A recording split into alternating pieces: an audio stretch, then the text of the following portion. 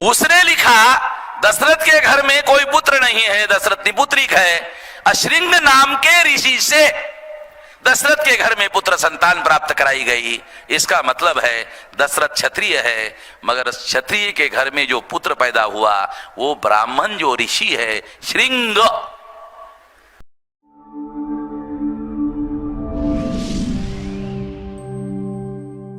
तो जिस पुष्यमित्र शुंग नाम के ब्राह्मण ने वो आया, सम्राट बृहदत्त मौर्य की हत्या करके फैजाबाद आया, और फैजाबाद के 7 किलोमीटर का जो एरिया है फैजाबाद से, वहां पर उसने अयोध्या बनाया। और अभी जो मेरे पास जानकारी आ रही है कि उसने जानबूझकर पाटलिपुत्र में हत्या करने के बाद जानबूझकर साकेत चुना। अभी जो नए सबूत हमारे पास आ रहे, आर्कियोलॉजिकल सबूत हमारे पास आ रहे, साकेत दुनिया का बहुत बड़ा व्यापारिक केंद्र था और दुनिया का बहुत बड़ा बुद्धिस्ट सेंटर था और मूल निवासियों के बहुत बड़े आस्था का केंद्र था। वहां पर उन्होंने अयोध्या कैपिटल बसाया। उस कैपिटल का राजा, आप सुनकर हैरान हो जाओगे, उस कैपिटल का राजा रामायण में लिखा हुआ है राम था और इतिहास में पढ़ाया जाता है पुष्यमित्र शुंग था। कुछ समझ में आ रहा है? इतिहास उत्तर प्रदेश में पढ़ाया जाता है, उस इतिहास में लिखा हुआ है अयोध्या का राजा पुष्यमित्र शुंग था, इतने पीरियड से इतने पीरियड तक था।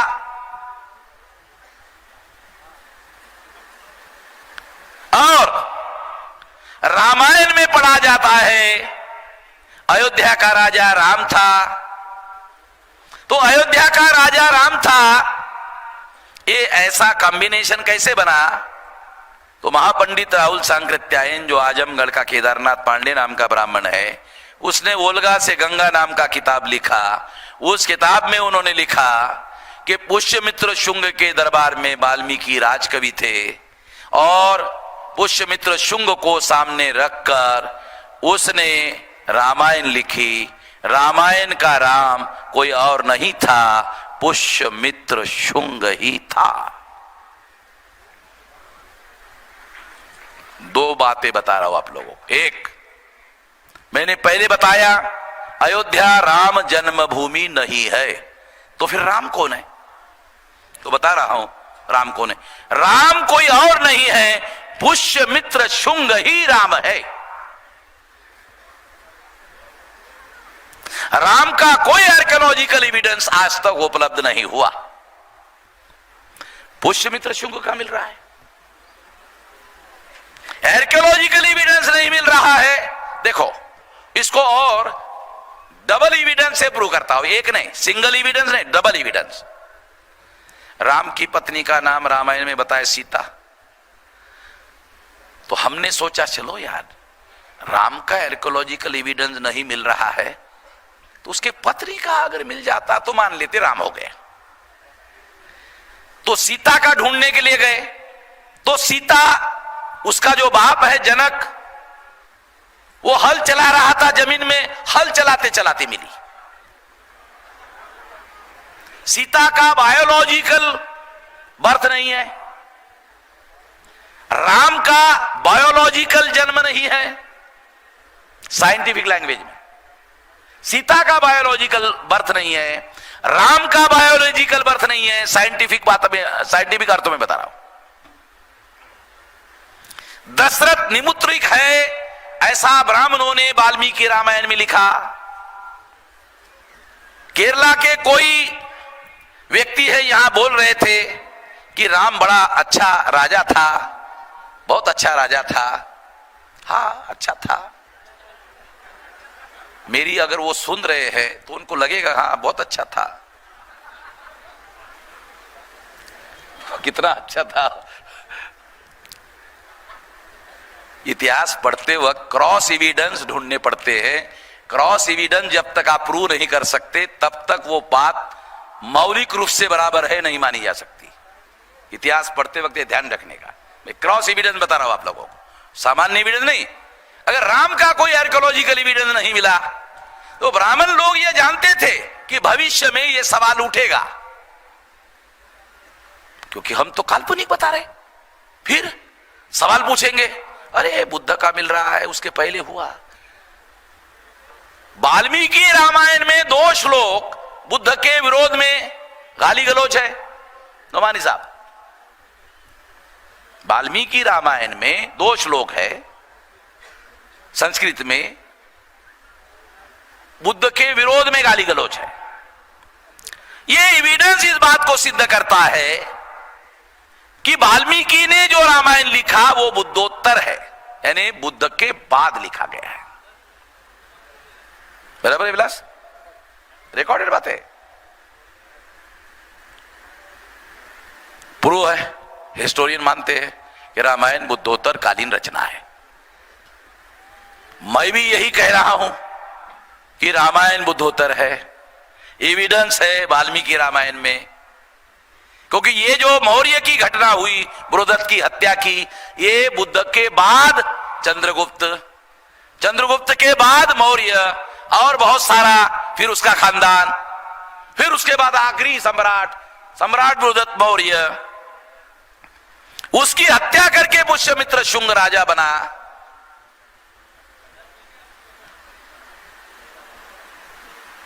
तो ये जो पुष्यमित्र शुंग है, उसके दरबार में वाल्मीकि राजकवि थे।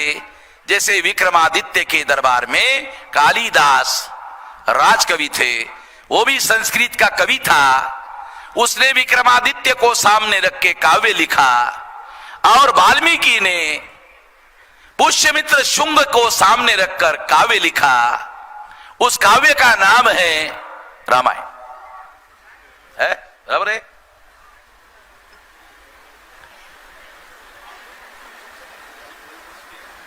और अगर ऐसा है तो इसका मतलब यह है कि रामायण का राम कोई और नहीं है, पुष्यमित्र शुंग ही है।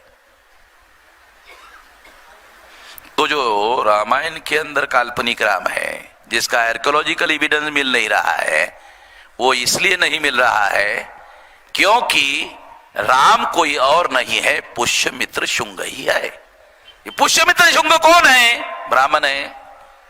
और ध्यान रखो, पुष्यमित्र शुंग ब्राह्मण है। दशरथ कौन है? राम का पिताश्री दशरथ कौन है? क्षत्रिय है। पुष्यमित्र शुंग कौन है? ब्राह्मण है। कॉन्ट्रडिक्शन आ गया कि पुष्यमित्र शुंग ब्राह्मण है, दशरथ क्षत्रिय है, क्षत्रिय के घर में क्षत्रिय पैदा होता है।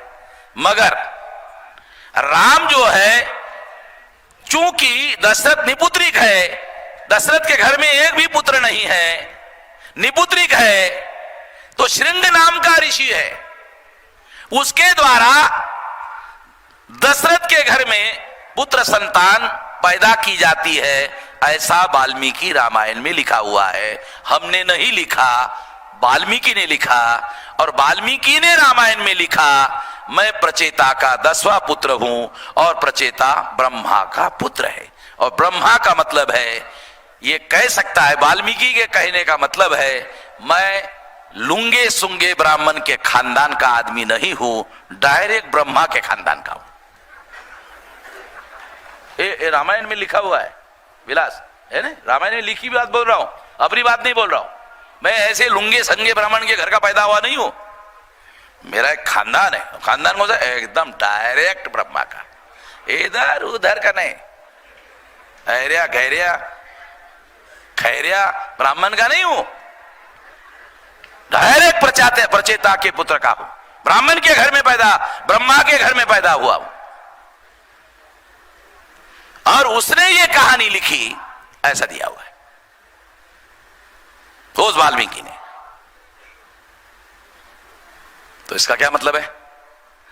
उसने लिखा, दशरथ के घर में कोई पुत्र नहीं है, दशरथ निपुत्रिक है, अश्रिंग नाम के ऋषि से दशरथ के घर में पुत्र संतान प्राप्त कराई गई। इसका मतलब है दशरथ क्षत्रिय है, मगर क्षत्रिय के घर में जो पुत्र पैदा हुआ वो ब्राह्मण जो ऋषि है, श्रृंग ऋषि से पैदा हुआ है। पाटिल साहब समझ लो, बहुत बारीक बात बता रहे, माइक्रो लेवल की बात है, बायोलॉजिकल साइंस के आधार पर बता रहा हूं।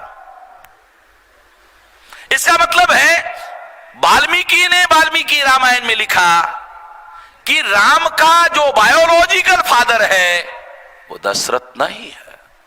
बायोलॉजिकल फादर पुष्यमित्र शुंग का जो बायोलॉजिकल फादर है वो श्रृंग ऋषि है।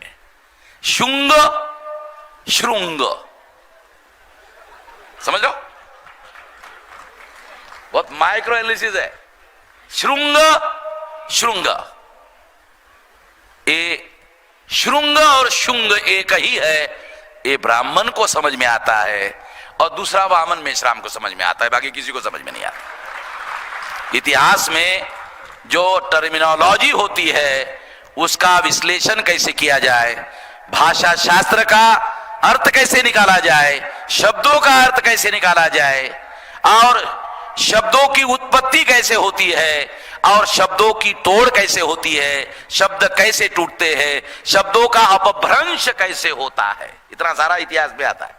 मैं एक भी विषय का ज्ञाता नहीं हूं नमवानी साहब, मगर मैं अपने हिसाब से पंडित की पिटाई करने हद तक जानता हूं, फिर वो मेरे झंझट में नहीं पड़ते, इतना जानता हूं। और इसीलिए कोई ब्राह्मण, बल्कि गांधीधाम में एक हाईकोर्ट का लॉयर ब्राह्मण था, उसके बाद ब्राह्मण महासभा के लोग गए, कहा कि वामन मेश्राम के खिलाफ केस करना है। वो हाईकोर्ट के लॉयर ने, जो ब्राह्मण था, ब्राह्मण महासभा के लोगों को कहा, वामन मेश्राम को जानते हो कौन है?